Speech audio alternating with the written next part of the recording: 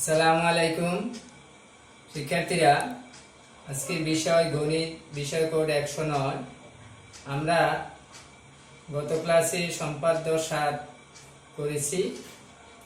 আজকে আমরা সম্পাদ্য 8 আলোচনা করব এবং অনুশীলনীতেও যাব। আমরা সম্পাদ্য 7 করেছি বৃত্তের কোনো বিন্দুতে একটি স্পর্শক অঙ্কন করেছি এবং জেনেছি যে বৃত্তের কোনো বিন্দুতে শুধুমাত্র একটি স্পর্শক অঙ্কন করা যাবে। সম্পাদ্য 8 প্রশ্নটা দেখো। বৃত্তের বহিস্থ কোনো বিন্দু থেকে বৃত্তটির স্পর্শক আঁকতে হবে, অর্থাৎ বৃত্তের বাহিরে যে কোনো বিন্দু থেকে বৃত্তের স্পর্শক আঁকতে হবে। আমরা স্পর্শক আঁকবো এবং দেখব যে আসলে এখানে কয়টি স্পর্শক আঁকা সম্ভব। তো দেখো, এখানে একটি বৃত্ত যার কেন্দ্র হচ্ছে ও, আর এই বৃত্তের বহিস্থ বা বাহিরে এখানে একটা বিন্দু আছে পি। এই পি বিন্দু হতে এই বৃত্তের স্পর্শক আঁকতে হবে। তো বিশেষ নির্বাচন আমরা বলবো, মনে করি ও কেন্দ্র বিশিষ্ট বৃত্তে পি একটি বহিস্থ বিন্দু। পি বিন্দু হতে বৃত্তটির স্পর্শক আঁকতে হবে। তারপর আমরা আঁকবো এবং এরপরে অঙ্কনের বিবরণ লিখব। তো প্রথম কাজ, অঙ্কনের শুরুতেই আমাদের কেন্দ্রের সাথে বহিস্থ বিন্দু যোগ করতে হবে, অর্থাৎ ওপি যোগ করতে হবে। প্রথমে আমাদের ওপি যোগ করতে হবে। আমরা এখন ওপি যোগ করছি।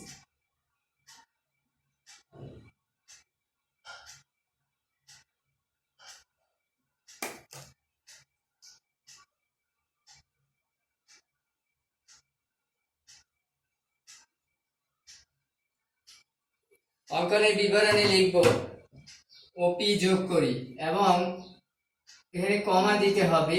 যখন আমরা যোগ করে লিখব তখন এই দুইটা বিন্দুর মাঝে কমা দিতে হবে। ওপি যোগ করি, অঙ্কনের শুরুতে আমরা বলবো বিবরণে ওপি যোগ করি। এরপর আমাদের দ্বিতীয় ধাপ, ওপি এর মধ্যবিন্দু নির্ণয় করতে হবে। অর্থাৎ আমরা একটি রেখাকে যেভাবে সমদ্বিখণ্ডিত করেছি সেই পদ্ধতিতে আমরা এখন ওপি এর মধ্যবিন্দু নির্ণয় করব। এই ওপি এর মধ্যবিন্দু নির্ণয় করার ক্ষেত্রে আমাদের কি কাজ, ও বিন্দু এবং পি বিন্দুকে কেন্দ্র করে ওপি এর অর্ধেকের বেশি ব্যাসার্ধ নিয়ে ওপি এর উভয় পাশে দুটি করে 4টি বৃত্তচাপ আঁকতে হবে।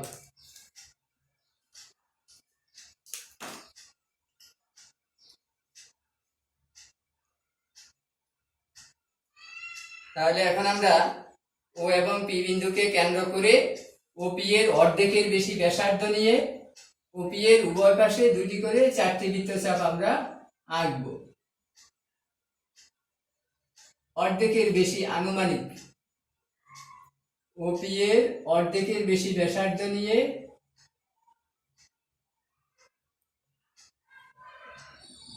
ও এবং পি বিন্দুকে কেন্দ্র করে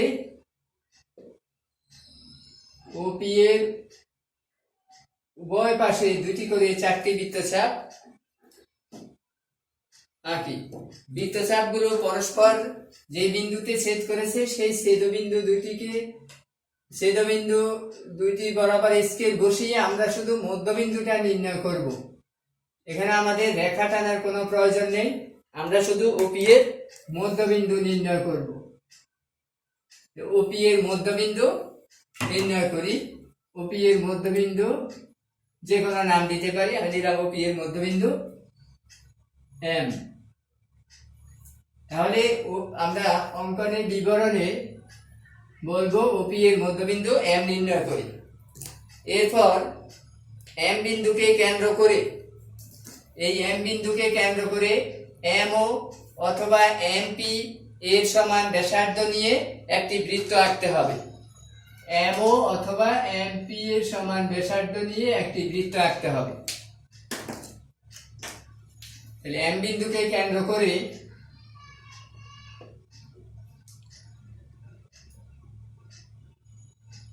পিএম বা এমপি এর সমান ব্যাসার্ধ নিয়ে এখানে একটি বৃত্ত আঁকতে হবে। সেই বৃত্তটা ও বিন্দু এবং পি বিন্দু দিয়ে যাবে। ও বিন্দু এবং পি বিন্দু দিয়ে যাবে আর এখানে আমি যে মার্কার দিয়ে কাজ করছি সেজন্য একটু কম বেশি হবে মাপ, যার কারণে এখানে সেট করে নাই। যখন আমরা নিখুঁতভাবে পেন্সিল দিয়ে করব তখন এই বৃত্তটা ও এবং পি বিন্দু দিয়ে যাবে। তাহলে এই বৃত্তটি, এখন যে বৃত্তটা আমরা আঁকলাম অর্থাৎ এম কেন্দ্র বিশিষ্ট বৃত্তটি পূর্বের বৃত্তকে দুইটি বিন্দুতে ছেদ করে। সেই দুটি বিন্দুর নাম আমরা দেব, এই যে এই বিন্দুটা, এটা দিলাম এই বিন্দু, আর এখানে যে বিন্দুতে ছেদ করছে এটা দিয়েছি বি বিন্দু। এখন আমরা পি বিন্দুর সাথে এ বিন্দু এবং বি বিন্দু আমরা যোগ করব।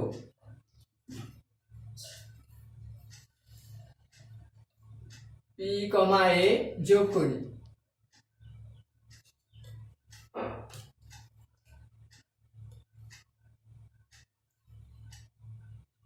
এবং পিবি আমরা যোগ করব।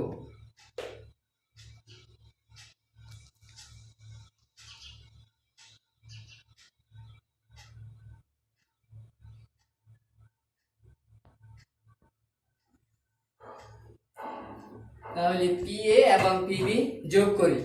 যোগ করার পর আমরা স্পর্শক পেয়েছি, এই পিএ এবং পিবি হবে নির্ণেয় স্পর্শক।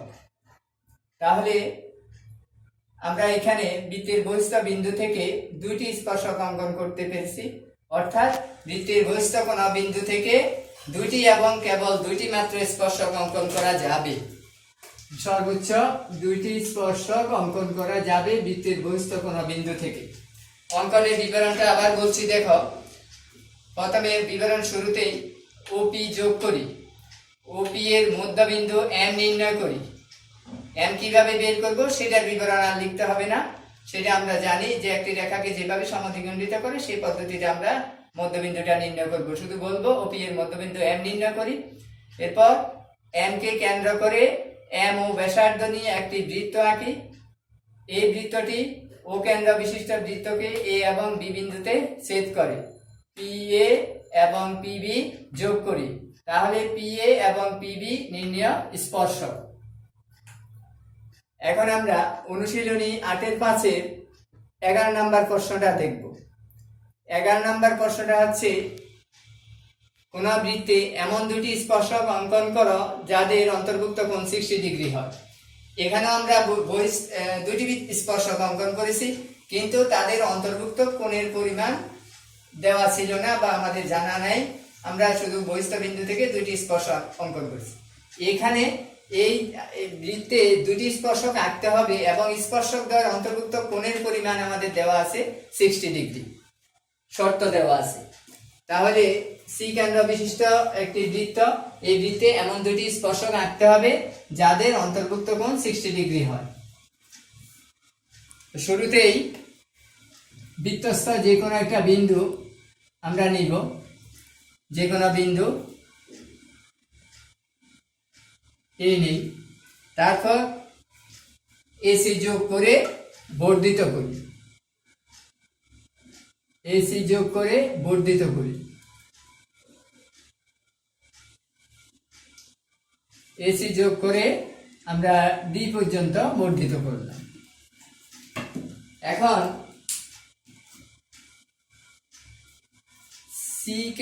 সি কেন্দ্র বিশিষ্ট বৃত্তটির ব্যাসার্ধ যত, অতটুকু ব্যাসার্ধ নিয়ে এ বিন্দুকে কেন্দ্র করে আরেকটি বৃত্ত আঁকতে হবে। অর্থাৎ এখন আমরা এই বিন্দুকে কেন্দ্র করে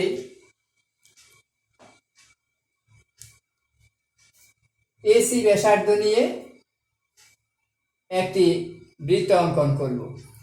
এই বিন্দুকে কেন্দ্র করে এসি ব্যাসার্ধ নিয়ে আমরা একটি বৃত্ত অঙ্কন করি।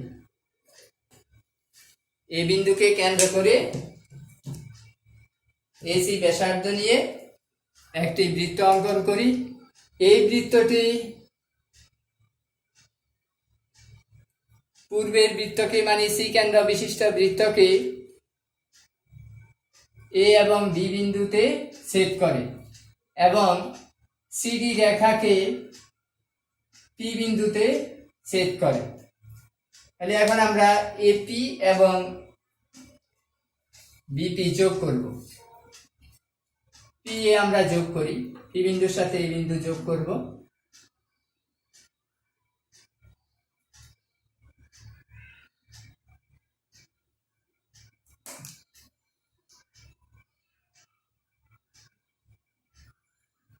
আর পিবি যোগ করব।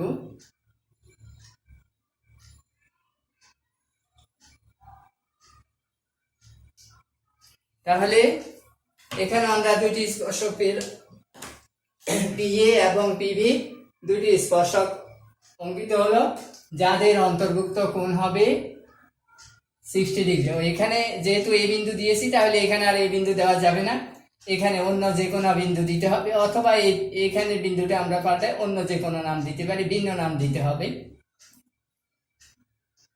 কিউ বিন্দু দিলাম, এটা কোনো সমস্যা নেই, কিউ দিলাম। তাহলে এখানে সেকেন্ড্র বিশিষ্ট বৃত্তের দুটি স্পর্শক পিএ এবং পিবি, যাদের অন্তর্ভুক্ত কোণ এ পি বি সমান 60 ডিগ্রি। তাহলে অঙ্কনের বিবরণ আমরা আগেরটার মতো অনুসরণ করে লিখব, তাদের অন্তর্ভুক্ত কোণ 60 ডিগ্রি। আজকে আমরা এখানে শেষ করি। পরবর্তী ক্লাসে আমরা অন্য প্রশ্ন নিয়ে আলোচনা করব। তোমরা বাসায় এই দুইটা প্র্যাকটিস করবা। সবাইকে ধন্যবাদ।